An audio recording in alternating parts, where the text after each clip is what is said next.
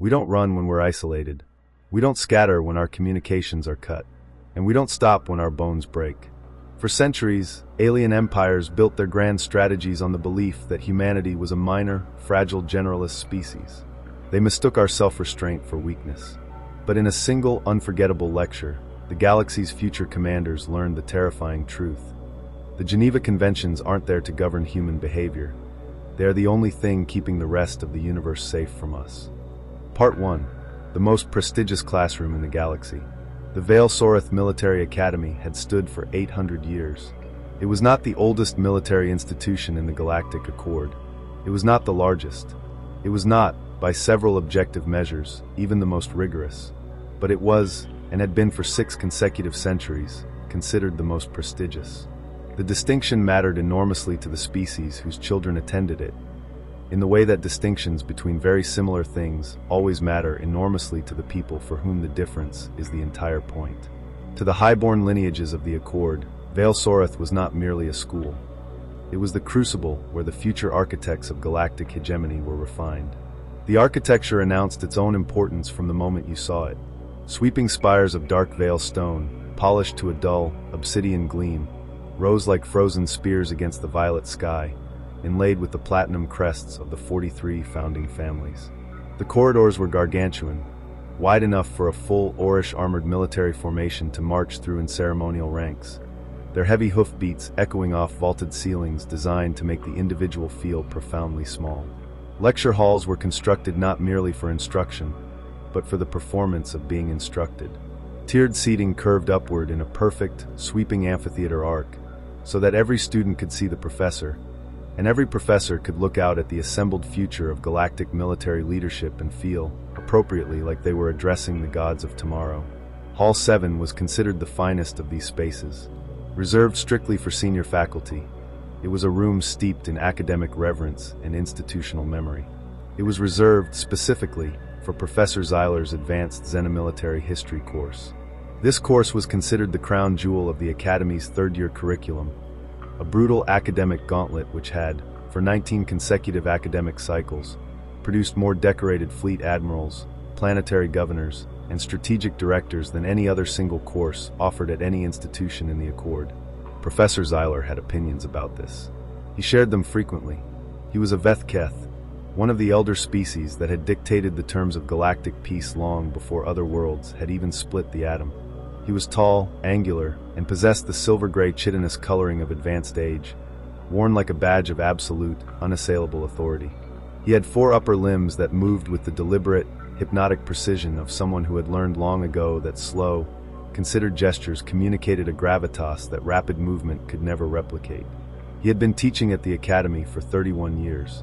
He had 17 published works, each one a foundational text in planetary pacification and orbital logistics. He had 3 military decorations from his early career service in the Outer Rim pacifications, medals he never wore but always referenced with a practiced, offhand casualness. In his over 3 decades of teaching, Zeiler had developed the precise, comprehensive certainty of a man who has not been meaningfully challenged in a very long time. He liked the certainty. He had cultivated it like a rare vineyard. It was, in his view, the core of his pedagogical method. A teacher who expressed doubt taught doubt. A teacher who expressed authority taught authority. His students graduated with opinions that had been forged rather than assembled. If that forging sometimes required a somewhat vigorous, even merciless application of Professor Zeiler's particular view of the universe, that was simply the necessary cost of producing graduates worth producing. On the morning that this story begins, Hall 7 held 61 students. 57 of them were from species that had been attending the Vale-Sorath Academy for generations.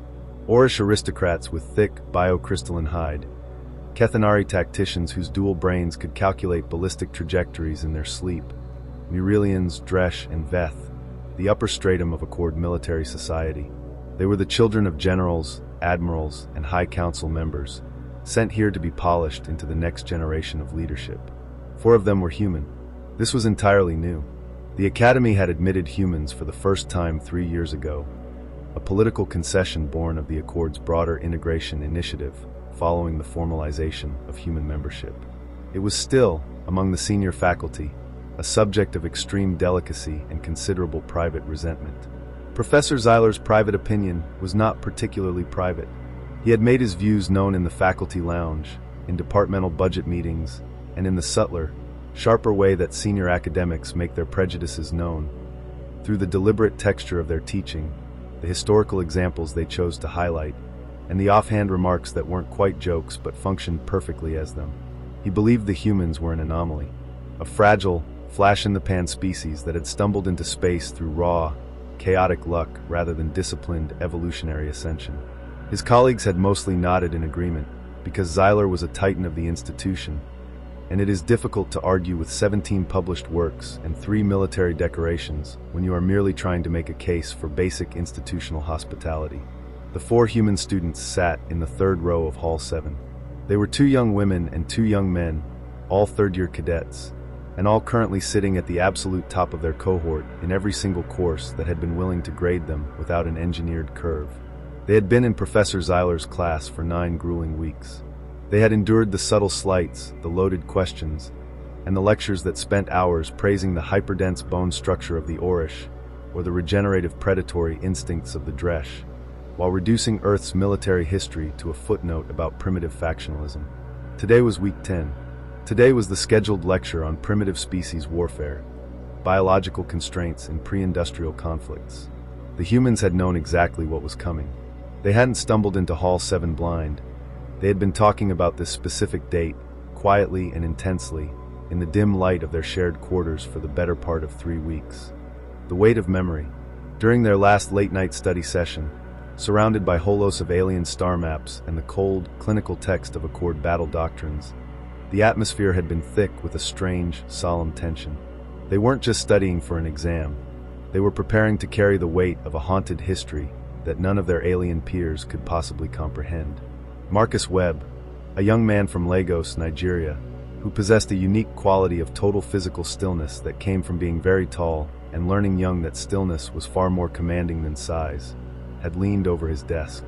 "Let him finish the setup," Marcus had said, his voice a low, gravelly baritone that anchored the room.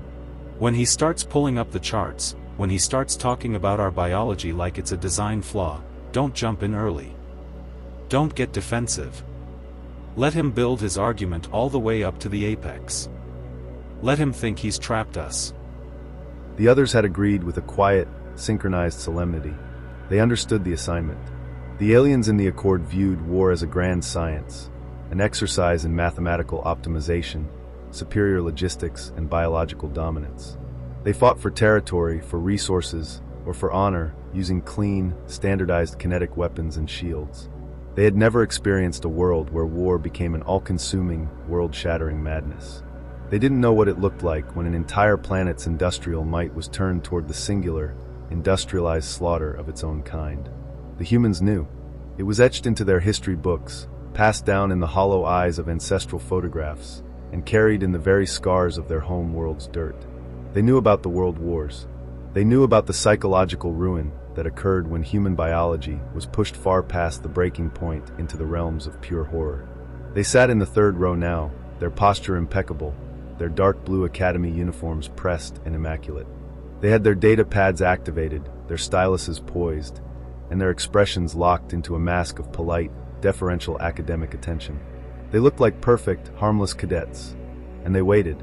Up at the podium, Professor Zeiler adjusted his robes with his secondary limbs, his compound eyes sweeping over the tiered amphitheater, briefly lingering on the third row with a microscopic flicker of disdain. He cleared his vocal resonators, a sound like grinding stones that instantly commanded total silence across the 61 assembled students. "Good morning, cadets." Zeiler began, his voice echoing off the dark stone walls. "Today, we deviate from our study of high-yield orbital maneuvers to examine a topic of profound cautionary value. We will look at what happens when a species attempts to wage war while fundamentally imprisoned by its own biological frailty." Marcus Webb didn't blink. Dr. Keiko Tanaka didn't look up from her screen. James Oduya calmly adjusted the cuffs of his uniform, while Priya Mehta kept her gaze fixed on the center of the room. The stage was set. The trap was about to be sprung, but Professor Zeiler was entirely convinced that he was the one holding the leash. Part 2, the setup. Professor Zeiler began, as he always began, with the screen. The holographic display that dominated the front wall of Hall 7 was the finest in the entire academy. A full, true three-dimensional projection field crisp enough to display individual molecular bonds in a chemistry demonstration, and large enough to map a full tactical overview of a multi-sector fleet engagement at perfectly readable scale. It was a tool that Professor Zeiler used with the practiced, theatrical ease of a master performer, fully understanding that information delivered with striking, imposing visuals landed with far more psychological force than information delivered without them. Today's opening image was a planet. It was a delicate sphere of deep blues, swirling whites, and fractured green and brown continents, wreathed in a thin, fragile-looking atmosphere, orbiting a modest yellow star at a completely unremarkable distance. Earth. Professor Zeiler said, his voice dripping with the exact tone he reserved for things that deserved a certain quality of professional, clinical condescension. Third planet of the Sol system. Home world of the most recently admitted member species of the Galactic Accord. He gestured with his primary left limb, causing the planetary image to rotate slowly, its oceans catching the simulated light of the lecture hall. We will be spending today's lecture examining the military history of what the Academy's Curriculum Committee has asked me to present as, and I am reading directly from the official course update, a formative case study in biological constraint-driven military adaptation. He paused to set down the physical data document onto his podium with a deliberate, soft clatter. However, I will be presenting it to you as what it actually is, which is a cautionary tale about the stark, unyielding limits of what biological improvisation can produce when it is completely unsupported by the cultural, neurological, and technological infrastructure that distinguishes serious military species from. He paused, executing the silence with the flawless timing of a veteran orator who had given this exact lecture pause before and knew precisely how many heartbeats it should last. Those species still in the primitive, stumbling process of becoming serious. A wave of amused murmuring ran through the upper rows of the amphitheater. It was the comfortable, self-satisfied murmur of students whose own species were, by obvious implication, the serious ones. Species whose ancestors had conquered their worlds with clean, mathematically perfect grand strategies rather than chaotic planetary brawls. In the third row, the four humans did not murmur. They did not shift in their seats. They sat with an eerie, uncanny symmetry, their eyes locked forward. Marcus Webb casually wrote a single line of text onto his data pad. The student to his left, Dr. Keiko Tanaka, who held 3 advanced Terran degrees and had shattered records as the youngest person to pass the Accord's brutal xenobiological certification exam in 30 standard cycles, read the line without turning her head, offering a single, microscopic nod of confirmation. To Marcus's right, James Oduya, always quiet, always existing 3 steps ahead of the current conversation, while meticulously choosing exactly which step to reveal to the world, made a small, precise note of his own. The fourth human, Priya Mehta, sat at the absolute end of the row. She had the distinct look of someone executing incredibly complex, multi-layered mathematics in her head, while maintaining a face as unreadable and neutral as carved marble. She simply watched the rotating blue globe. Professor Zeiler advanced the display with a fluid flick of his upper right wrist. The beautiful planet vanished, instantly replaced by a massive, cold comparative biology chart. It was the kind of clinical, sterile dataset that xenological departments produced by the thousands, a side-by-side array of physical characteristics, strictly rated against standardized galactic military scales. Strength, sensory capability, natural armor or defensive biology, healing rate, stamina. The human column was completely absent from the top of every single category. It sat near the bottom, drowning in a sea of red and amber warning metrics. Let us begin with the absolute baseline physical parameters. Professor Zeiler said, tracing a long, chitinous finger along the holographic chart. The human species is, by every biological metric we utilize to assess combat-relevant physiology, thoroughly unremarkable. They are, relative to almost every species you will ever encounter in a legitimate military context, physically weak. Their skin is laughably soft, providing zero meaningful protection against kinetic impact, thermal energy, or environmental hazards. They possess no natural weapons of any significance, no claws, no venom, no crushing mandibles. He moved his upper limb further down the column, his voice echoing off the dark veil stone. Their sensory apparatus is severely limited. Their vision is restricted to a laughably narrow band of the electromagnetic spectrum, completely blind to the ultraviolet and infrared frequencies that any competent scout relies upon. Their hearing possesses a modest but ultimately exceptional less range, and they have no significant chemical sensing or pheromonal tracking capabilities to speak of. He paused, looking out over the tiers of alien cadets. They are, in the rigid technical sense, what xenobiologists call a generalist species. Not optimized for any particular environmental niche. Adequate in many contexts. Superior in essentially none. The comfortable murmur in the upper rows had fully settled now into the relaxed, smug attentiveness of students being fed information that safely confirmed their existing cultural biases. They looked down at the 4 humans in the third row, some with pity, others with open amusement. How they managed to survive the predator-heavy megafauna environment of their early evolutionary period is. Professor Zeiler continued, shaking his head slightly. Something of an ongoing academic puzzle to our department.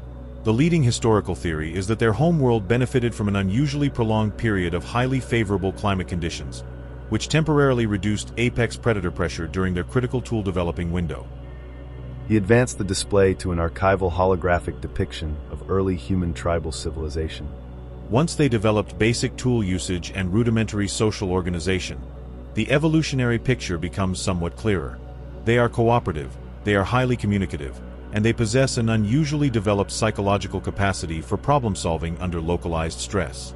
These collective traits allowed them to compensate, to a certain degree, for their profound biological limitations. He paused, letting his compound eyes lock onto Marcus Webb. To a very limited degree. Zeiler shifted to the next image. It was a dense, incredibly fractured timeline of human warfare, a jagged line stretching across thousands of Earth years, crowded with names of conflicts, empires, and fallen regimes. Their military history, Zeiler said, turning back to the class, is, I will be entirely honest with you, exhausting to catalog. Humans have been fighting each other essentially continuously for as long as they have possessed the ability to record their own history. To an untrained observer, this persistent conflict might suggest a species with a highly sophisticated, deeply ingrained martial culture.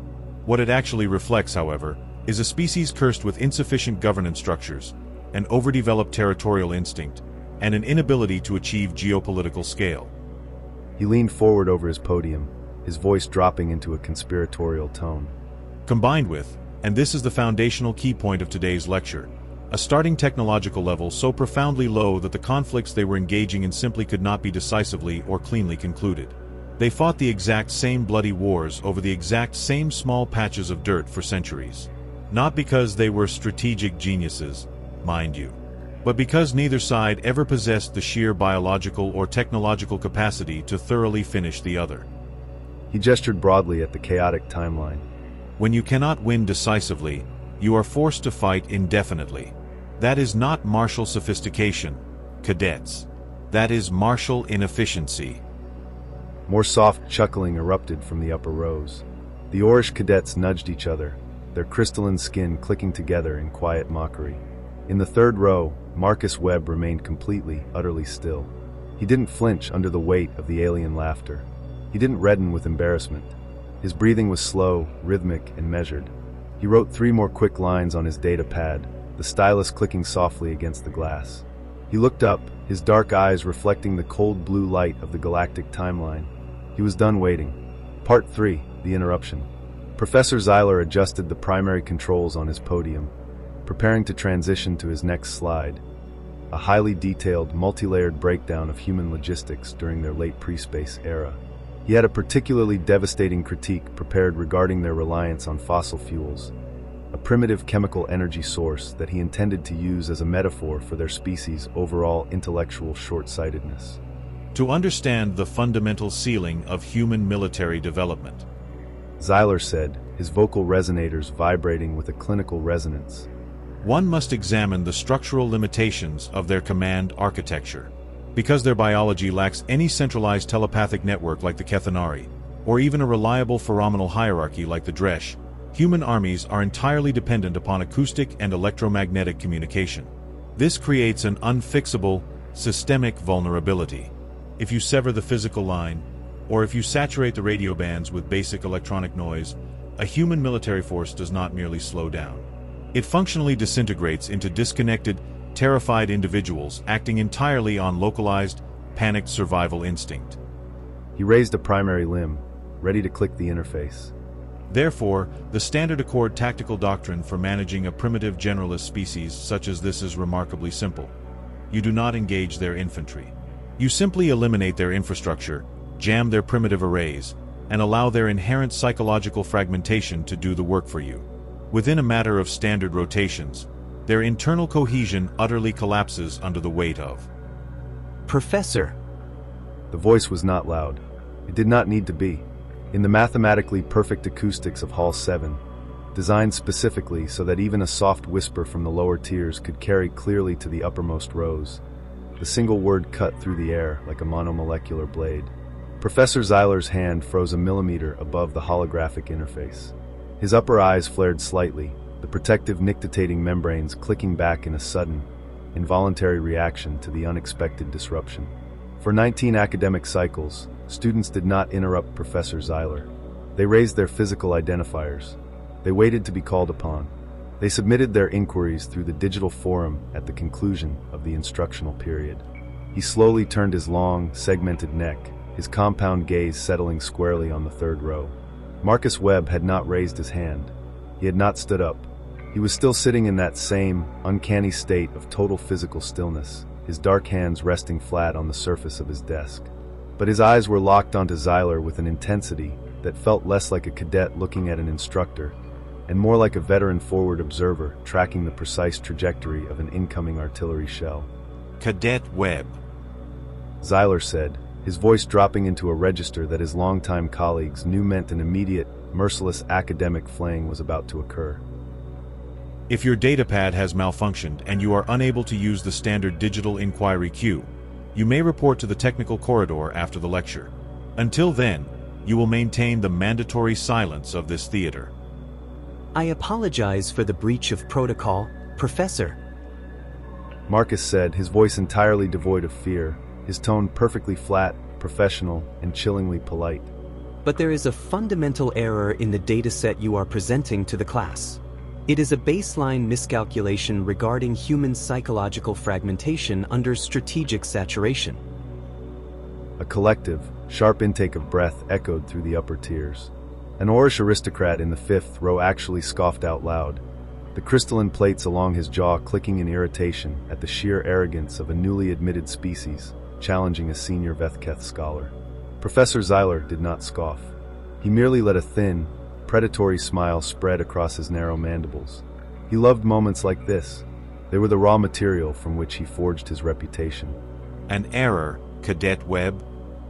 Zeiler asked, leaning his weight onto his primary lower limbs, crossing his upper arms across his chest in a posture of supreme, relaxed dominance.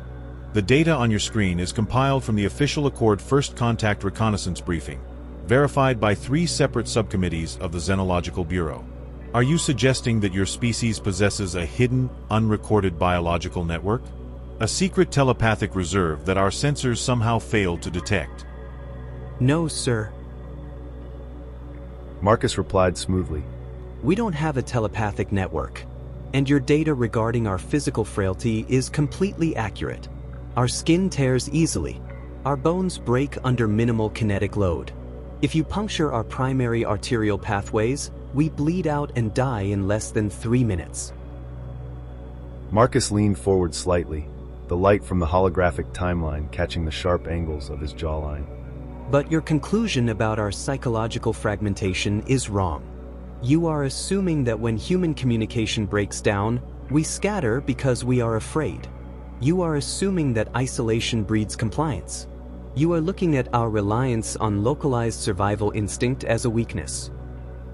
And it is not? Zeiler challenged, his voice dripping with condescension. A soldier who cannot receive orders is a soldier who cannot execute a strategy. A soldier who cannot execute a strategy is merely an armed civilian waiting to be neutralized.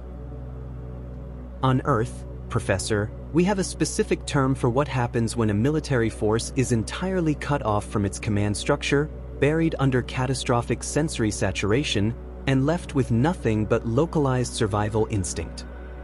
Marcus said softly. He reached down and tapped his data pad. A small, encrypted data file pulsed from his device, overriding the secondary display on the lecture hall's main screen, pulling up a series of black and white, highly grainy archival photographs from Earth's early 20th century. The images were horrifying. They did not show the clean, gleaming starships of the Accord or the geometric, orderly formations of Orish legionnaires. They showed mud, vast, blasted, cratered fields of gray, liquid mud, choked with tangled webs of rusted, jagged barbed wire. And protruding from the mud were figures, men, caked in filth, huddled in deep, narrow ditches dug directly into the bleeding earth. This is Earth, 1916, by our calendar. Marcus announced, his voice anchoring the entire room in a sudden, heavy solemnity. The First World War. A global conflict fought entirely with primitive kinetic ballistics, chemical explosives, and industrial-scale manufacturing. No plasma shields. No orbital support. No modern medicine. The alien cadets stared at the screen. The sheer, chaotic ugliness of the landscape was completely alien to them. Accord wars were fought for orbital high ground or clean planetary strongpoints. This looked like a picture of hell itself. During this conflict, Marcus continued, there was a phenomenon our doctors called shell shock. In our modern neurology, we classify it as an extreme form of combat stress reaction. It occurred when human beings were subjected to what we called an artillery barrage. 4 days at a time, sometimes weeks without a single moment of intermission, hundreds of thousands of high-explosive chemical shells would rain down on a single, narrow defensive line. Marcus looked up from his pad, his gaze sweeping across the alien students. I want you to understand the physical reality of that. The sound alone was loud enough to rupture human eardrums. The continuous, seismic vibration of the earth shattered the tiny capillaries in the soldiers' brains. The air was permanently filled with the scent of vaporized iron, burning sulfur, and the pulverized remains of their comrades. They were trapped in narrow mud trenches, unable to stand, unable to sleep, unable to eat, while the world around them was literally torn to pieces by thousands of random, screaming fragments of jagged metal. The lecture hall had gone completely, utterly silent. Even the Orish cadets had stopped clicking their jaw plates. The raw, visceral imagery was triggering something primitive in the room, an instinctive recognition of genuine, unadulterated horror. Your doctrine states that under that level of sensory saturation and communication failure, a generalist species disintegrates. Marcus said, his eyes locking back onto Professor Zeiler. And psychologically, many did. Their nervous systems completely burned out. Men would lose the ability to speak. They would shake uncontrollably, their muscles locking up in permanent, agonizing spasms. Their eyes would glaze over into what we called the 2,000-yard stare, a state of total, waking catatonia where the mind simply shuts down to protect itself from the sheer volume of trauma. Marcus paused, letting the heavy, suffocating weight of that psychological ruin hang in the air of Hall 7. But here is the error in your conclusion, Professor. The nervous system breaks. The mind shatters. The communication lines are blown into microscopic dust. Marcus stood up now, his full height instantly commanding the center of the amphitheater. But the human does not run. When the barrage stops, and the enemy infantry advances through the smoke thinking they are invading a graveyard of fragmented, terrified individuals, those shattered, deafened, bleeding humans crawl out of the mud. Without orders, without radios, without a single thread of centralized command.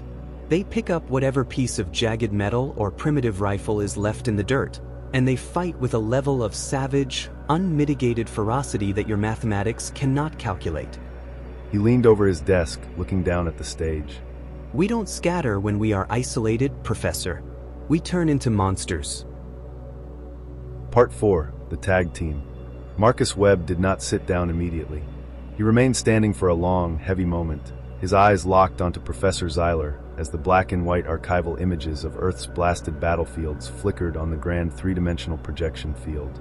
The liquid mud of the Somme, the tangled, skeletal webs of rusted barbed wire, and the hollow, shell-shocked expressions of the men huddled in the frozen earth hung in the center of Hall 7 like a grim, inescapable ghost. You see, Professor? Marcus said, his gravelly baritone vibrating with absolute control. The error in the Accord's Xenomilitary database is that you analyze human biology under the assumption that a species must be physically comfortable to remain combat effective. You look at our lack of chitinous plating, our absence of dense biocrystalline hides, and our complete lack of natural weapon systems, and you conclude that we are fragile. And you are right. We are. He gestured toward the holographic display. But what your mathematical optimization matrices fail to calculate is that when you push a human being past the absolute breaking point of physical and psychological endurance, the survival instinct doesn't scatter them like herd animals. It focuses them into an engine of pure, industrialized malice. Professor Zeiler's upper mandibles twitched, a tiny, involuntary sign of growing agitation. His nictitating membranes clicked over his eyes as he fought to reclaim the intellectual high ground of his own lecture hall. A stirring rhetorical display, Cadet Webb. Zeiler said, his vocal resonators grinding with sharp, academic dismissiveness. But a single historical anomaly from a primitive factional war does not invalidate centuries of established Accord military science. The fact remains that without centralized telepathic cohesion or a rigid, biological command architecture, isolated infantry units inevitably suffer from systemic, operational paralysis under strategic saturation. They cannot synchronize. They cannot adapt. We don't need a telepathic network to synchronize our violence, sir. A crisp, razor-sharp voice interrupted. Keiko Tanaka stood up. She was significantly smaller than Marcus, most human cadets were, but she carried herself with the terrifying, clinical precision of a surgeon who had spent her entire life studying the exact mechanics of life and death under a microscope. Her posture was immaculate, her dark blue academy uniform pressed with geometric perfection, and her data pad held firmly in both hands. Where Marcus brought the heavy, suffocating atmosphere of the trenches, Keiko brought the cold, unyielding clarity of an autopsy room. The development timeline argument, she said, looking directly into Zeiler's central compound eyes. I'd like to address that explicitly, if the professor will permit me. Professor Zeiler shifted his weight among his lower limbs, his secondary arms crossing over his chest. He looked like a man who had suddenly realized he wasn't dealing with a simple classroom interruption, but a meticulously planned, multi-layered strategic ambush. The floor is yours, Cadet Tanaka, he said, his voice clipped, losing the magnanimous warmth it had held earlier.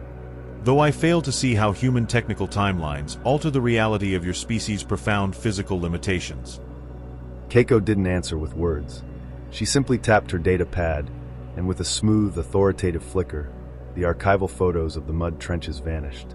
In their place appeared a massive, dense timeline of technological progression, but it was completely inverted from the standard Accord layout. Instead of tracking territorial expansion or political consolidation, it mapped the brutal, accelerating evolution of human-killing mechanisms against the specific biological constraints they were designed to bypass. Let us examine the concept of biological limits through the lens of human military industrialization. Keiko began, her voice carrying a cold, academic rhythm that mirrored Zeiler's own lecturing style, turning his own pedagogy against him. As Professor Zeiler correctly noted, the human arm is a deeply limited mechanical lever. Without cybernetic or bioorganic enhancement, a human male can throw a weighted kinetic object a maximum of 30 to 40 meters with any meaningful force or accuracy. She highlighted the earliest section of the timeline. Our solution to this biological range constraint was not to wait for evolutionary adaptation. We engineered mechanical leverage. We invented the bow and arrow around 10,000 BCE. By transferring stored kinetic energy through flexible wood and high-tension fiber, we extended our lethal operational range to 200 meters, completely neutralizing the predatory distance advantage of the megafauna on our homeworld. She advanced the slide with a sharp flick of her wrist. But we did not stop there.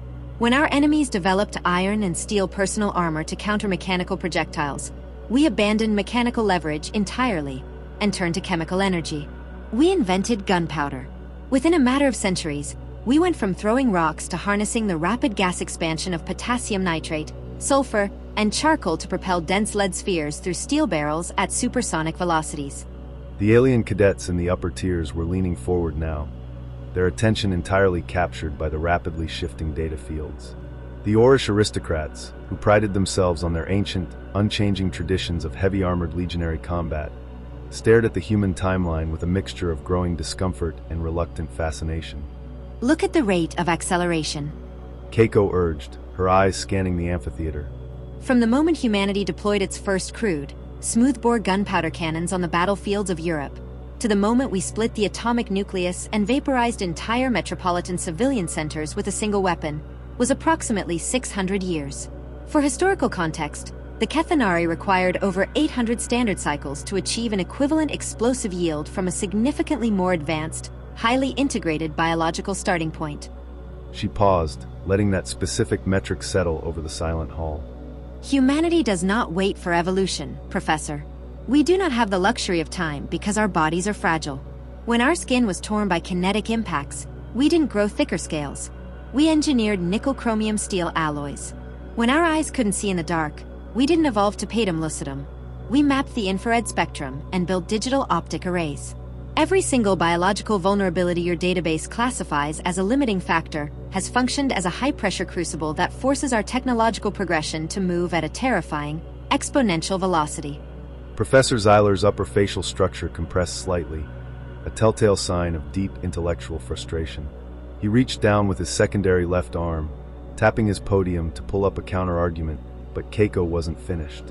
And if you want to understand the true psychological and physical horror of how this acceleration manifests in actual combat, Keiko said, her voice dropping into a dark, solemn whisper, you have to look at what happened when our technology temporarily outpaced our tactics during the Second World War. You have to look at the industrialized slaughterhouse we built on our own world. She tapped her pad, and the screen shifted to a series of visceral, gut-wrenching color film reels from the mid-20th century.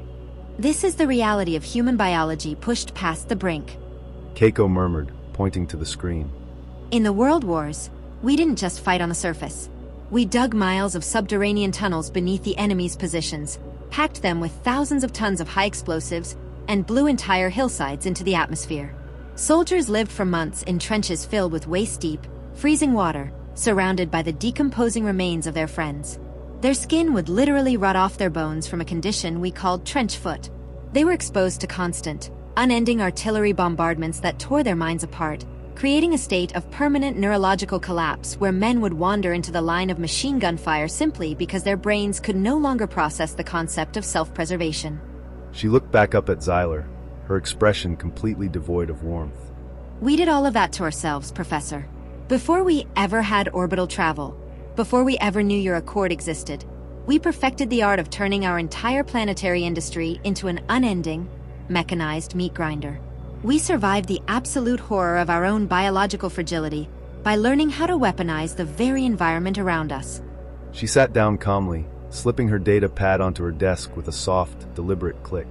The silence that blanketed Hall 7 was no longer the smug, superior quiet of an advanced military academy looking down on a primitive newcomer.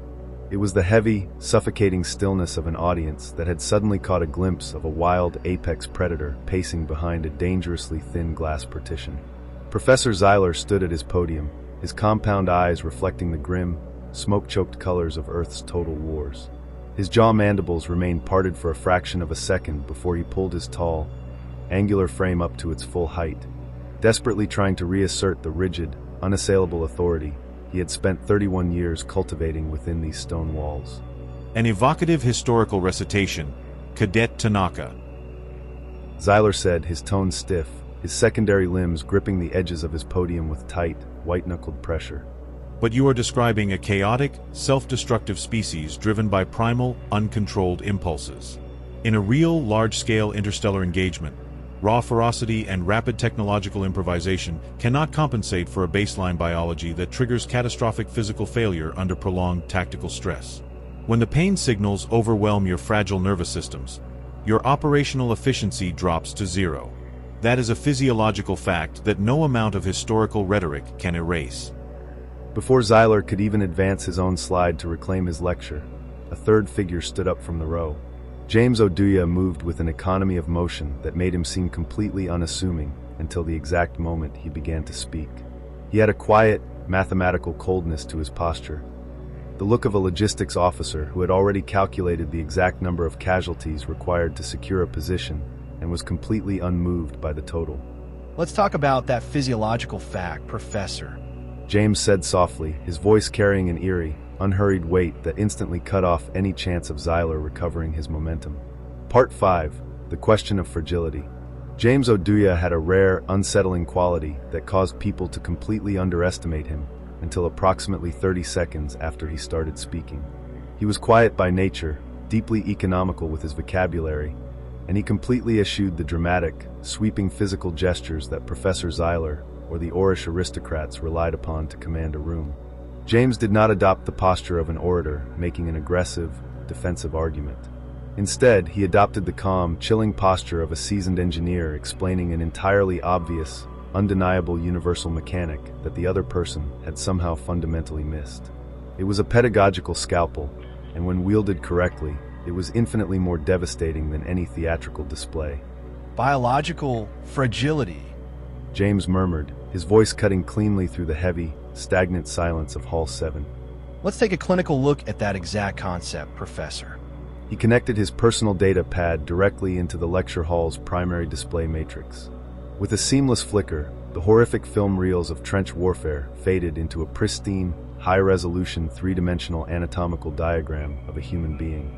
The figure stood with its arms slightly extended, devoid of armor, cybernetics, or any advanced technological clothing. The standard, clinical image utilized in introductory xenological text documents. This, James said, pointing a calm finger toward the projection, is a standard human baseline specimen. No built-in kinetic shielding. No biocrystalline subdermal plates. Fragile, precisely as your standard database states. He turned his head slowly, his cool, unblinking gaze settling directly on Professor Zyler's central compound eyes. Tell me, Professor, do you know what the human body's neurological pain response actually does when subjected to extreme, catastrophic physical trauma? Professor Zyler shifted his upper limbs slightly, his mandibles tightening in a stiff, academic defensive posture.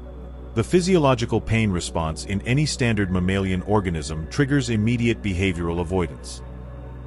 Zyler answered, his vocal resonators vibrating with a calculated, dismissive coldness. It is an evolutionary mechanism designed to force the wounded individual to retreat from the source of trauma to preserve systemic integrity.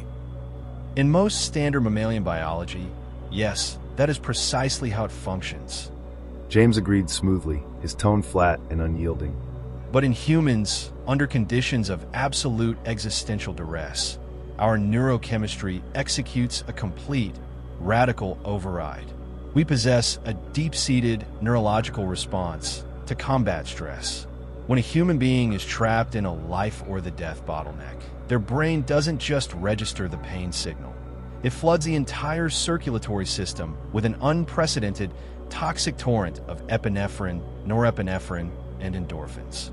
James tapped his pad, highlighting the human endocrine system on the display, causing the adrenal glands to glow an aggressive, vibrant crimson.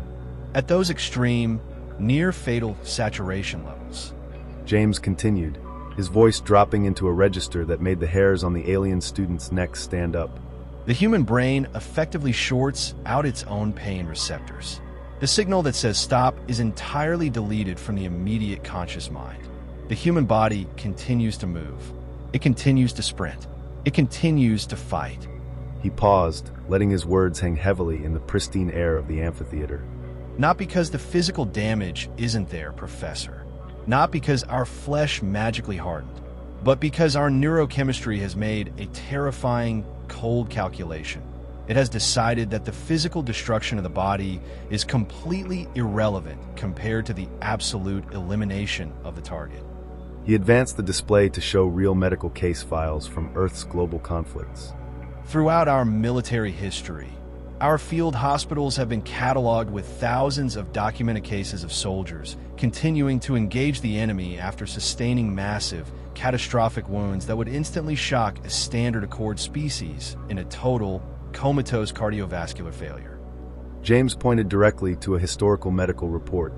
Men with shattered limbs, torn organs, and massive arterial blood loss continuing to charge across open battlefields. This is not the result of pharmaceutical enhancement, cybernetic implants, or genetic manipulation. This is raw, unadulterated human biology, under sufficient duress. Our brain turns us into an autonomous weapon system that will literally burn out its own muscle fibers and bleed to death on its feet, just to ensure that whatever is trying to kill it dies first.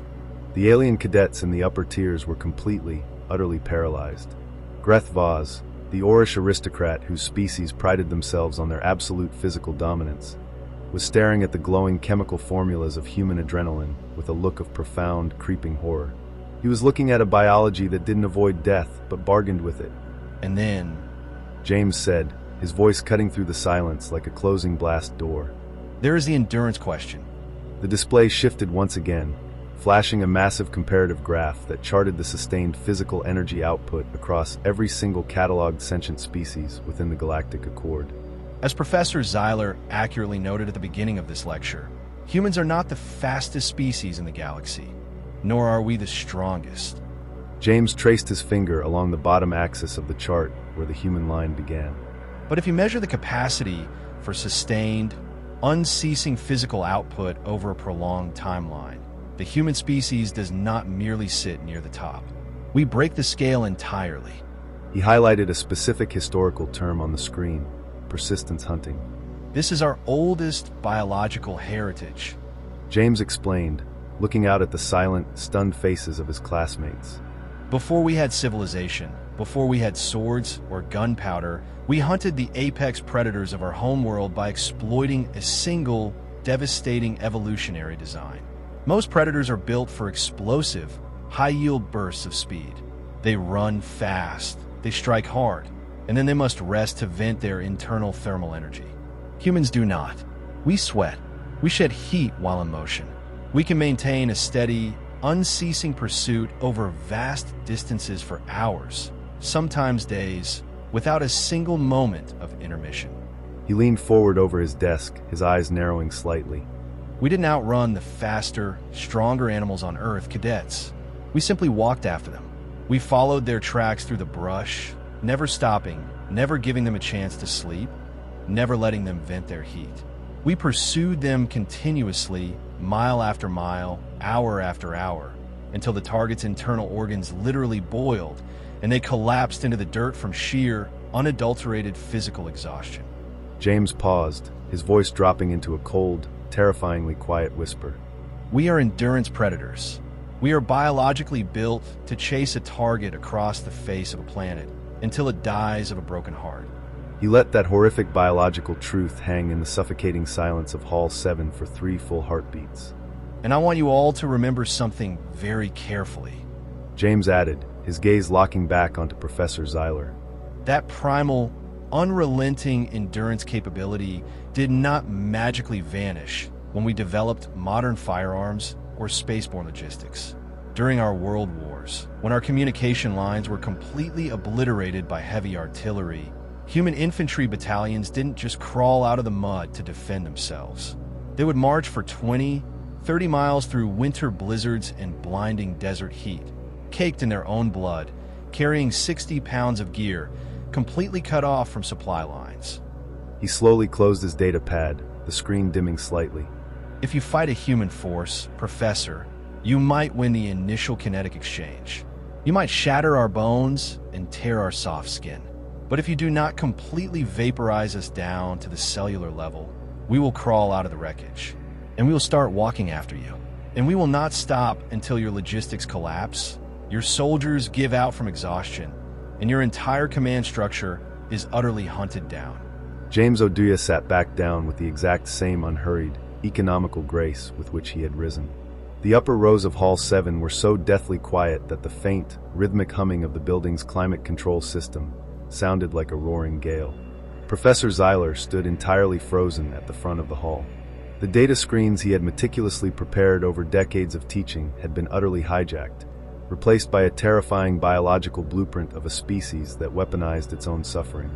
His second left arm twitched violently, his long chitinous fingers scratching against the obsidian edge of his podium as he frantically searched his mind for a way to recover the trajectory of his lecture. These These are merely interesting, localized biological footnotes. Xyler stammered, his vocal resonators grinding with an uncharacteristic, frantic vibration. A generalist species may possess high endurance parameters, but a complete lack of strategic, cultural restraint means that their violence is ultimately chaotic and self-terminating. The central thesis of today's instruction remains completely unchallenged. Professor. A calm, melodic, and terrifyingly precise voice cut through the air. Priya Mehta stood up. Part 6, the shotgun. Priya Mehta was the kind of student who spoke rarely, and when she did, she left words in the room that stayed long after she had stopped talking. She was the shortest of the 4 humans, which, in a room holding 10-foot-tall Orish elites and towering Vethketh, meant she was visually unassuming, but she possessed an razor-sharp, analytical intensity. She was someone who processed the universe at a velocity that made standard conversations feel sluggish, and she had spent years cultivating a cold, patient detachment to mask it. She did not rush her movements. She connected her data pad to the display matrix with a slow, deliberate click. I want to talk about a specific moment in human military history. Priya said, her melodic voice shifting the entire center of gravity in Hall 7. The year 1918 of the common human calendar. A global cataclysm we call the First World War. This conflict is highly instructive, Professor, in ways that the Academy's standardized curriculum actively avoids. The display flickered. The anatomical charts of human adrenaline faded, replaced by a jagged, bleeding scar cut across the northern hemisphere of Earth. It was a map of the Western Front, a static, rotting wound of grid lines, deep mud, and millions of intersecting artillery craters. The First World War was defined by a tactical stagnation called trench warfare. Priya explained, her eyes scanning the tiers of alien cadets.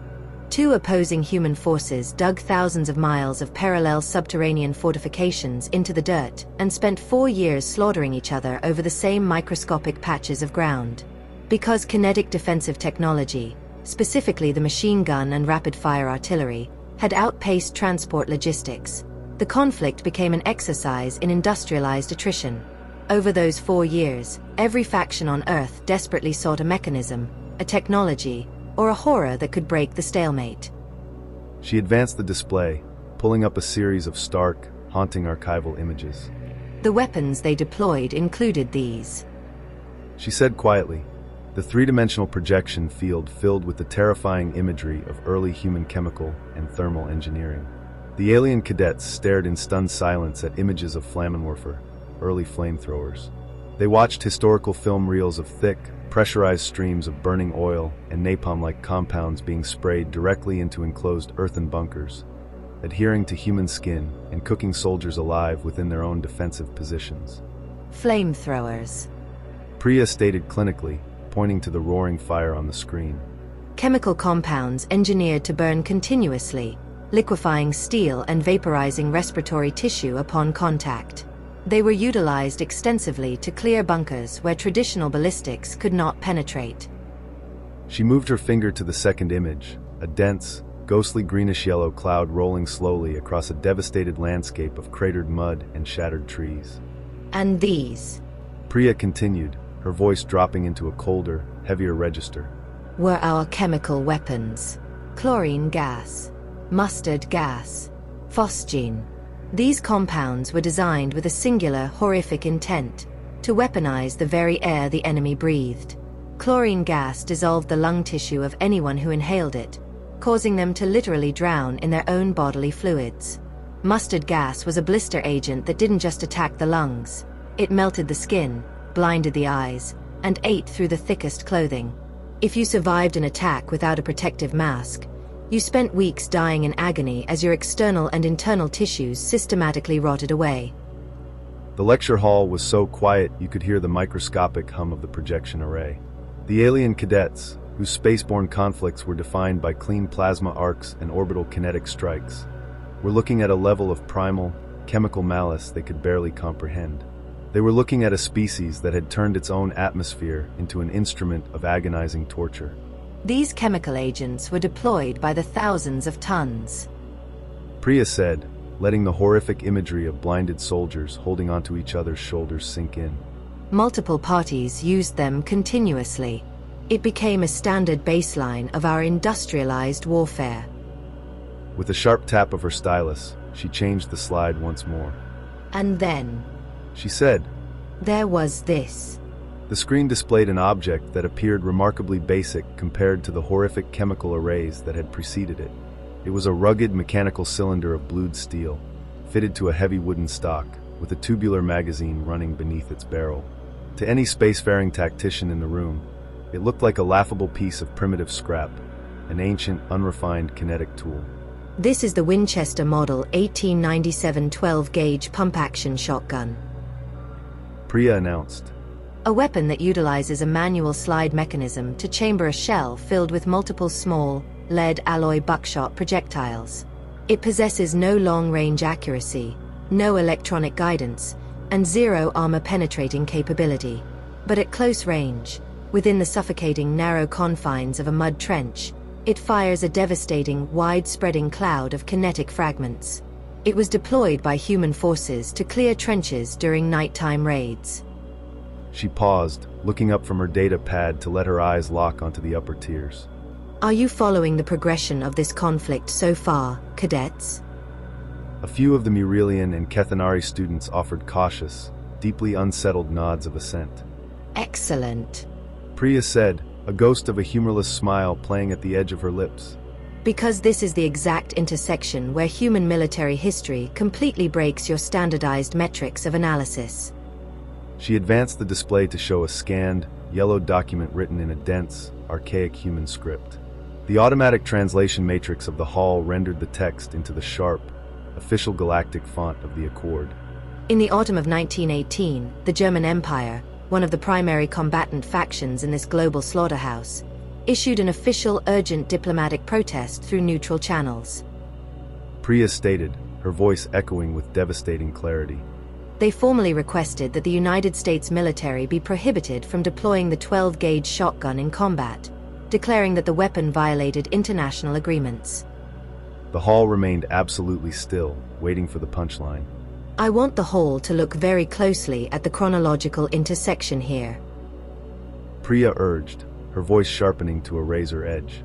The very same empire that had pioneered the use of weaponized poison gas, the very same military command that was actively releasing clouds of chlorine to dissolve the lungs of teenage soldiers and using flamethrowers to incinerate men in their sleep, looked across the mud at a human soldier holding a pump-action shotgun, and they panicked. She let that stunning historical irony hang over the room like an oncoming storm. They filed an international war crimes protest.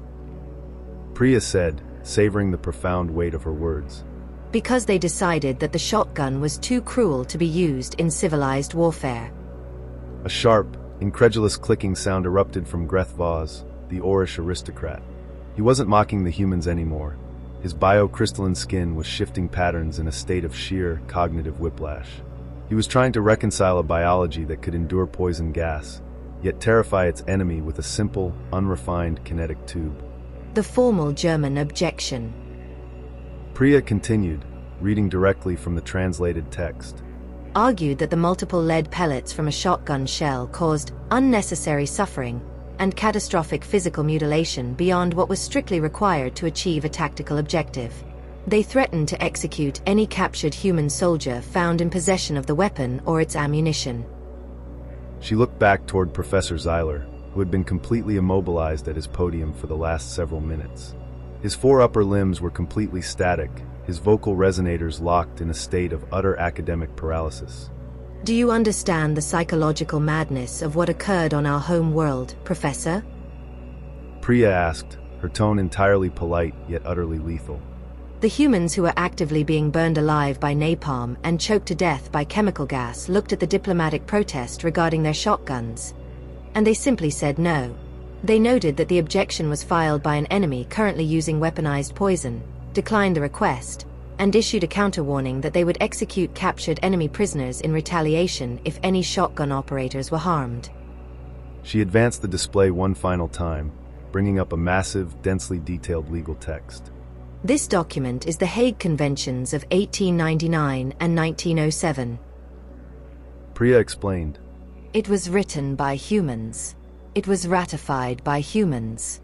Long before we ever knew the Galactic Accord existed, we sat down in our cities and tried to build a legal cage to restrain our own horrific capacity for violence. The very laws that our enemies were violating by using gas were laws that we had designed to protect ourselves from our own worst impulses. She stepped back from her desk, her expression settling into a mask of pure, unyielding authority. The species that built the legal framework against chemical warfare was the exact same species being told their infantry weapons were unsportsmanlike by the very people choking them to death. If you are having difficulty processing the absolute, terrifying psychological complexity of a species that can argue about military sportsmanship while standing knee-deep in a swamp of industrialized poison gas and liquefied human remains, you are not alone, cadets. Priya Mehta sat down, sliding her data pad away with a faint, chilling click. The silence that blanketed Hall 7 was no longer academic. It was a living, breathing weight. The alien cadets didn't look at each other. They looked at their desks, their hands, or the dark veil stone walls, suddenly realizing that the four quiet humans sitting in the third row belonged to a lineage that had survived an environment of sheer, unmitigated madness. Professor Zeiler opened his mandibles, his vocal resonators producing a high-pitched, pathetic click of air before he managed to force words out. The historical specificity of this example is highly unusual. He stammered, his authority thoroughly shattered. Professor. Marcus Webb said from his seat, his deep baritone cutting off the instructor without a single hint of effort. I think Priya isn't finished. Priya didn't speak again. Instead, she turned her eyes toward the far left of the third row, where the final member of their cohort sat. Daniel Park had not spoken a single syllable for 50 standard minutes. He had spent the entire lecture writing tiny, microscopic notes on his pad. But as Priya offered him a fraction of a nod, Daniel calmly set down his stylus. He stood up, and as he did, the entire lecture hall braced itself for the hammer to fall. Part 7, the Geneva Convention. Daniel Park was the kind of person who was incredibly easy to overlook until the exact moment he became absolutely impossible to ignore. He was of thoroughly average height and average build, possessing the quiet, unreadable face of someone whose interior architecture was infinitely more complex than his exterior ever suggested. Yet, the data files of the Academy told a vastly different story. He had been the most decorated student in the Academy's first-year cohort 2 standard cycles ago. More tellingly, he had been placed in 3 separate tactical simulation crises during advanced field training, situations designed by the faculty to intentionally trigger systemic panic, and had demonstrated a quality his evaluators described in their official reports as disturbingly reliable decision-making under simulated extreme stress. He had politely declined 2 separate fast-track invitations to join prestigious officer groups because he simply preferred to finish what he started. In the quiet, private consensus of his 3 human classmates, Daniel Park was, without a shadow of a doubt, the most dangerous person in the entire building. When Daniel stood, he didn't adjust his uniform, and he didn't look at the upper tiers. He connected his personal data pad to the lecture hall's primary matrix with a smooth, silent synchronization. The display changed. The dense text of the Hague Conventions and the grim, mud-clogged imagery of the shotgun protest faded away.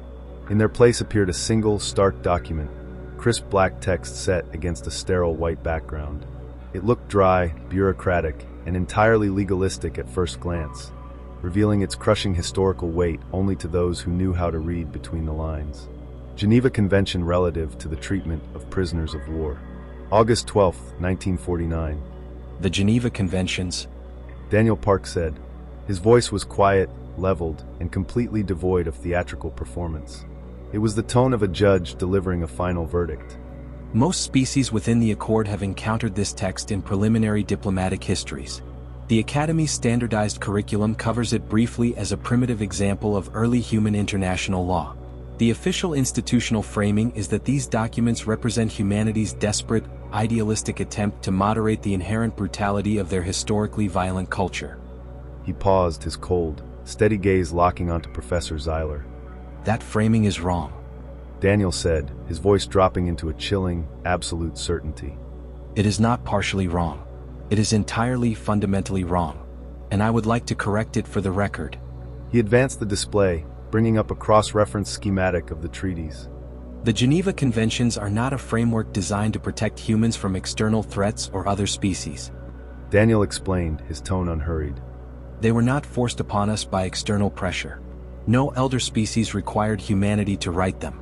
No galactic governing body mandated them, and no invading force demanded them as a condition of planetary surrender. Humans wrote them, voluntarily, for themselves, because they looked at what they were capable of doing to each other, and they realized they desperately needed them. He scanned the silent rows of alien cadets, whose dual brains and biocrystalline hides had never had to conceptualize a legal barrier against their own extinction.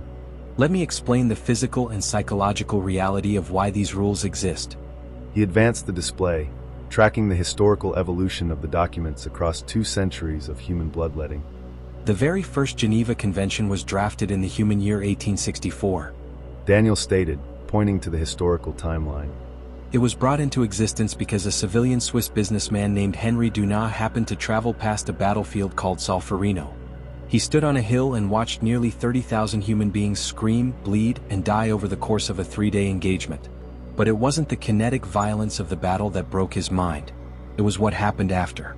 The military medical infrastructure of both armies had completely disintegrated under the sheer volume of casualties.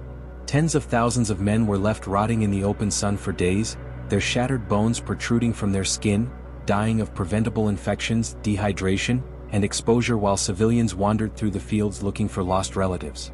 Daniel paused, letting the clinical horror of that imagery settle over the room. Dunant was not a soldier.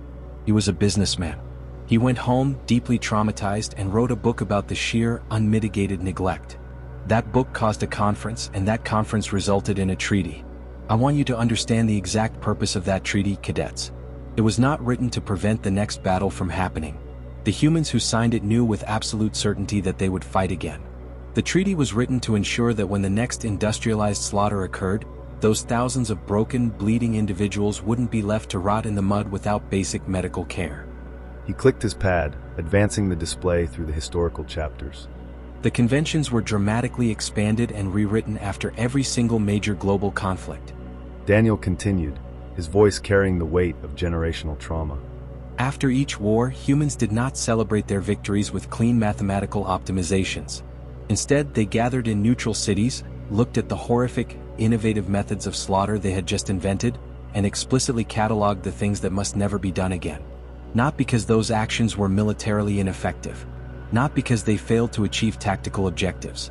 They banned them because the soldiers who had executed those actions, and the civilians who had witnessed them, looked into the mirror and realized that a species capable of such unadulterated malice required a binding, sacred covenant with itself to survive its own intelligence. He turned squarely to Professor Zeiler. The conventions are not a cage built by an advanced galactic civilization to contain a primitive newcomer, Professor. Daniel said, his voice echoing off the dark stone walls. They are a cage that humanity engineered for itself. They are the document we wrote when we looked into the absolute darkest depths of our own nature, clearly and honestly, and understood exactly what kind of monster was looking back at us. The silence in Hall 7 was suffocating. Every single prohibited action listed within these 1,412 pages, the ban on chemical agents, the execution of prisoners, the targeting of civilian infrastructure, is prohibited for one singular reason. Daniel said, his eyes narrowing. They are prohibited because humans absolutely can do them, have done them, and perfected them. The authors of these laws had seen the skin slide off gashed children. They had seen entire generations of young men reduced to twitching, catatonic wrecks by the psychological torment of unending artillery fire. And they understood that if we did not actively choose to chain our own hands, we would burn our entire world down to the bedrock. Daniel tapped his pad one final time. The document vanished. The image that replaced it was something completely unexpected, a piece of visual history that tore the remaining shreds of academic detachment from the lecture hall. It was a black and white aerial photograph taken from an immense altitude in the human year 1945. It showed a city, or what had been a city only seconds prior. At the epicenter of the frame, rising into the upper atmosphere like a grotesque, beautiful fist of pure energy, was a colossal column of boiling white smoke and dust. It was lit from within by the dying embers of a miniature sun that had just been momentarily birthed on the surface of the planet. This, Daniel Park said softly, pointing to the mushroom cloud, is what humans do when we decide that the ordinary, conventional methods of industrialized slaughter are no longer sufficient to achieve our goals. He let the horrific majesty of the atomic blast dominate the room, the silent alien cadets staring at the screen with an expression that had transcended mere discomfort and entered the realm of evolutionary dread. This specific weapon was developed from a purely theoretical physics framework to operational, city-shattering deployment in exactly 3 years. Daniel stated, his voice a cold, rhythmic pulse. We did not build it in a time of peace or prosperity. We engineered it while fighting an unprecedented two-front global war across multiple continents. We built it while our domestic economies were completely rationed, while our civilian populations were starving, and while every single ounce of our industrial output was turned toward the manufacturing of kinetic violence. We did not develop it slowly or carefully, or with a sense of reluctant morality. We poured everything our species possessed into that terrifying crack in the universe because the immediate strategic reality demanded the complete vaporization of the target. Daniel paused, letting the absolute scale of that industrial madness sink into the minds of the alien tacticians. The very same humans who designed, authorized, and dropped this weapon, Daniel said, his voice dropping into a razor-sharp whisper, sat down in a conference room exactly 4 years later and helped draft the modern Geneva Conventions. A soft, horrified gasp escaped one of the Kethanari students in the fourth row, their dual brains struggling to process the staggering cognitive dissonance. Some of them were quite literally the exact same individual humans. Daniel emphasized. They looked at the ashes of Hiroshima. They looked at what they were capable of achieving when the constraints of biology were entirely bypassed by the madness of physics. And they immediately picked up their pens and wrote the rules to make sure they could never easily unleash that part of themselves again. He turned his back to the screen, looking directly up at the tiered amphitheater. The curriculum states that the conventions represent humanity moderating its violent culture. The accurate, historical truth is that the conventions represent a species that fully acknowledges its infinite capacity for absolute, unmitigated devastation, and actively, deliberately chooses to restrain it. He stepped away from his desk, walking into the open aisle, his boots clicking softly against the dark veil stone.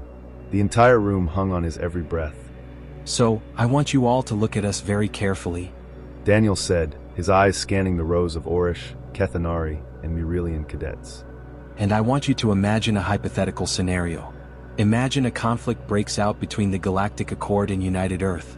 As it stands today, our technology is younger, our fleet is smaller, and our interstellar infrastructure is vastly outnumbered. If we were to fight you under the rules of modern galactic engagement, we would likely lose. We know this. Our strategic command knows this. He stopped pacing, turning his gaze slowly toward Professor Zeiler. But what do you think happens if one of your species decides that a formal declaration of total war is required? What happens if you come to our worlds, bypass the Accord's diplomatic channels, and decide to fight us with the intent of total eradication? What happens when you back a species of endurance predators, who perfected industrialized slaughter before they ever left their own atmosphere, into a corner where survival is the only remaining metric? The silence in the hall was suffocating. Nobody dared to breathe. If you force our backs to the wall, cadets, we won't fight you with starships and standardized kinetic arrays, Daniel warned. His voice dropped to a low, icy whisper that vibrated through the floorboards. We will look at the Geneva Conventions, we will look at the legal cage we built to protect the galaxy from our worst impulses, and we will simply tear it up. We will look at your worlds the exact same way we looked at our own trenches in 1916 and our own cities in 1945. We will throw away our sportsmanship. We will unleash the monsters we have spent centuries trying to chain, and we will turn your entire sectors into a mechanized meat grinder. You won't just be fighting an army, you will be fighting a species that has agreed, collectively, that its own survival is worth the absolute ruin of the universe. He gathered his digital data stylus, placing it calmly into his uniform pocket. The 4 humans in this room are very glad to be operating under the constraints of the conventions, Professor. We are glad every single day. And everyone else in this building should be profoundly glad as well. We just felt the curriculum should accurately reflect what the conventions actually are, what they contain, and what the cost of dismissing them has historically looked like. Daniel pointed a silent finger back toward the glowing projection of the mushroom cloud. For the beings who dismissed them. Part 8, The Fractured Foundation. Daniel Park sat down. The movement was entirely unceremonious. He did not slam his data pad onto the desk. He did not look around the room to gauge the reaction of his peers, nor did he offer his fellow humans a triumphant glance. He simply returned to that state of quiet, disciplined neutrality that had characterized his presence since the first minute of the academic term. He picked up his digital stylus, adjusted the alignment of his blank note screen, and waited. But the room he had left behind was no longer the same. In the mathematically optimized acoustics of Hall 7, designed specifically to carry the authoritative resonance of a senior Vethketh scholar, the absolute silence was deafening. The ambient humming of the environmental control systems, which had previously felt like a premium, unnoticeable background comfort, now sounded like a roaring vacuum. None of the 61 students moved. The Orish aristocrats, beings whose entire cultural identity was built upon the unyielding structural density of their biocrystalline skin and a multi-century lineage of clean, honorable kinetic conquests, were staring fixedly at the center of the amphitheater. Greth Vaz, the top-ranked Orish cadet in the cohort, had his massive upper limbs resting on his desk, his crystalline jaw plates completely static. He was looking at the empty air where the three-dimensional projection of the atomic cloud had just faded, his dual brains locked in an agonizing loop of tactical reevaluation. He had spent his entire life believing that warfare was an equation of physical mass, logistical optimization, and biological dominance. Now, looking at the third row, he felt an entirely new, primitive sensation creeping beneath his armor-grade hide. It wasn't hatred. It wasn't anger. It was the deep, unsettling evolutionary dread of an apex predator that had just discovered its territory was shared by an entity that negotiated its survival through industrialized madness. Down at the podium, Professor Zeiler looked old. The commanding, theatrical presence he had spent 31 years perfecting within the walls of the Vale Soreth Academy had entirely evaporated. His tall, angular frame seemed strangely compressed, his shoulders slightly curved, his four upper limbs trembling with a microscopic, involuntary vibration that no amount of professional discipline could completely mask. His compound eyes, usually sharp and calculating, wandered aimlessly across the electronic data fields displayed on his private interface. The lesson plan he had carefully curated, the 17th edition of a syllabus that had been praised by 3 separate subcommittees of the Accord's Xenological Bureau, lay before him. The next slide in his queue was a highly detailed, clinical critique of primitive Terran naval logistics during their pre-space era. It contained several sharp, academically witty observations regarding their inefficient utilization of fossil fuels and their lack of standardized orbital high ground theory. Zeiler reached down with his primary left limb, his long, chitinous finger hovering a millimeter above the advancement interface. He looked at the note he had written in the margin 3 cycles ago, emphasized structural fragmentation under localized stress. He didn't click the button. Slowly, deliberately, he withdrew his hand. He looked up from the podium, his gaze sweeping across the tiered seating of Hall 7, completely avoiding the third row where the 4 humans sat like silent, immaculate sentinels. He cleared his vocal resonators, but the sound didn't carry its usual grinding, unassailable authority. It was a dry, hollow. The instructional period has reached its standard chronological threshold. Zeiler said, his voice clipped, flat, and entirely devoid of its characteristic oratorical warmth. The remainder of the material regarding primitive structural constraints will be uploaded to the shared digital database. You are expected to review the logistical appendices prior to the commencement of the next cycle. He did not wait for the class to stand. He did not offer his standard concluding benediction regarding the glorious future of the Accord's military architects. He simply reached down, terminated the primary projection field, gathered his physical data documents with a frantic, uncoordinated movement of his secondary limbs, and swept out of the lecture hall through the rear faculty exit, his heavy gray robes billowing behind him like a funeral shroud. The domino effect. The institutional panic did not happen in the open. It happened in the high-clearance, encrypted channels of the Academy's governing board, and eventually, the highest corridors of the Galactic Accord itself. Professor Zeiler did not go back to his quarters that evening. He spent 42 consecutive hours locked inside the high research vault of the Academy, using his ultimate administrative credentials to pull files that had remained classified since Earth's formal first contact. He bypassed the sanitized, heavily edited summaries provided by the Xenological Bureau. He demanded the raw data. He forced the AI mainframes to translate millions of gigabytes of Terran history, the intercepted transmissions of the Nuremberg trials, the raw medical autopsy logs from the gas attacks at Ypres, the tactical postmortems of the Battle of Stalingrad, and the deep, terrifying engineering schematics of the Manhattan Project. 3 days after day 71, Professor Zeiler did something unprecedented in the 800-year history of the Vale-Soreth Military Academy. He submitted his resignation, effective immediately, but he didn't slide into quiet retirement. He walked directly into the high citadel of the Galactic Accord on the capital world of Vale Prime. He didn't carry his published works or his academic credentials.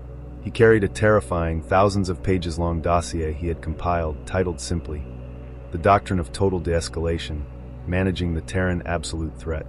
The impact was immediate and catastrophic to established galactic politics. Zeiler used his unassailable reputation as the galaxy's foremost military historian to force an emergency closed-door session of the Accord's High Defense Council. Before an assembly of admirals, planetary governors, and elder species tier leaders, the former professor stood at the center of the chamber and projected the images of Earth's world wars. He didn't present them as primitive failures. He presented them as a terrifying diagnostic preview. We have spent 3 solar cycles treating the human species as a fragile political concession. Zeiler's voice had thundered through the council chamber, recorded in transcripts that would later shake the entire galaxy. We mapped their thin skin, their brittle bones, and their narrow vision, and we foolishly calculated that they were manageable. But we failed to look at the cage they built for themselves. We failed to realize that the Geneva Conventions are not a primitive legal framework. They are a high-pressure valve holding back a biological engine of absolute, apocalyptic devastation. If any member of this accord breaks those rules, if any fleet attempts to push this species to the brink of extinction, the cage will shatter. And they will turn our entire civilized galaxy into a meat grinder from which no sentient life will ever emerge. The systemic changes that followed over the next 5 years rewrote the geopolitical landscape of the galaxy. First, the Terran Neutrality Accord was fast-tracked through the High Council. Humanity's territory was officially classified as an inviolable sovereignty domain. The Standard Accord protocol that allowed elder species to establish orbital surveillance blockades over younger worlds was completely revoked for Earth. The galaxy collectively decided that the best way to handle the human monster was to ensure it never had a reason to look past its own borders with malice. Second, the curriculum of the Vale-Soreth Academy didn't just add a footnote. The entire institution was reorganized. Hall 7 was permanently decommissioned as a standard lecture space. It was converted into the Center for Terran Strategic Studies, a high-security research institute dedicated entirely to understanding the psychological boundaries of human conflict. The biological limitations chart was completely deleted from the database. In its place, every incoming cadet of every species was required to read the translated text of the Geneva Conventions on their very first day of training. The Orish, the Kethanari, and the Murelians no longer walked past the human cadets with simple respect. They walked past them with a profound, watchful caution. The arrogant, dismissive attitude of the older species was thoroughly dead, buried beneath the terrifying realization that the quiet, soft-skinned primates sitting next to them in uniforms were the only things holding back an avalanche of industrialized nightmare. The legacy: Marcus, Keiko, James, and Daniel graduated 2 years after the lecture. They were not awarded standard operational commissions in the Accord's auxiliary fleets. Instead, by a direct, unanimous decree of the High Defense Council, they were appointed as the foundational members of the Galactic Terran Liaison Vanguard, a highly specialized, unprecedented diplomatic military body whose sole, explicit mandate was to ensure that the Accord's laws never accidentally infringed upon the psychological thresholds of United Earth. They became the keepers of the cage. On the day of their departure from the Academy, the central courtyard, usually alive with the loud, rhythmic marching of arrogant alien formations, fell completely silent as the 4 humans walked toward the transport shuttles. Greth Vaz, now a highly decorated junior commander of the Orish legions, stood at the edge of the obsidian walkway. He did not offer a standard military salute. Instead, he placed a heavy, armored hand over his central chest plate and executed a deep, slow inclination of his massive frame, a traditional Orish gesture utilized only when acknowledging a sovereign force that possessed the recognized capability to completely extinguish his lineage. Daniel Park paused briefly, offering the Orish commander a single, neutral nod of acknowledgement before stepping onto the shuttle ramp. Professor Zeiler lived for 12 more years. He spent his remaining time serving as the chief advisor to the Accord's High Legal Bureau. He didn't write any more textbooks on orbital mechanics or planetary pacification. Instead, he dedicated his final days to drafting the Galactic Core Accords, the first comprehensive rewrite of interstellar warfare laws in 600 years. He meticulously took the concepts of the Geneva Conventions and codified them into galactic law, forcing elder civilizations to abandon their ancient, brutal methods of orbital starvation and planetary cracking. He didn't do it out of a sudden burst of moral enlightenment. He did it out of sheer, unadulterated survival instinct. He was desperately building a wider, stronger cage around the entire galaxy, hoping against hope that no foolish alien empire would ever dare to rattle the bars. After his passing, his personal, private desk inside the High Citadel was opened by the Council archivists. Resting flat on the polished obsidian surface, completely uncovered and serving as the final document he had looked at before his resonators failed, was the original printed copy of the Human Geneva Conventions. On the inside cover, written in the slow, fading, but unyielding script of a master historian who had looked directly into the abyss and spent his final years warning the universe of what was pacing inside it, were 3 final lines. They built the cage themselves. They showed it to us. We must pray we never force them to open it.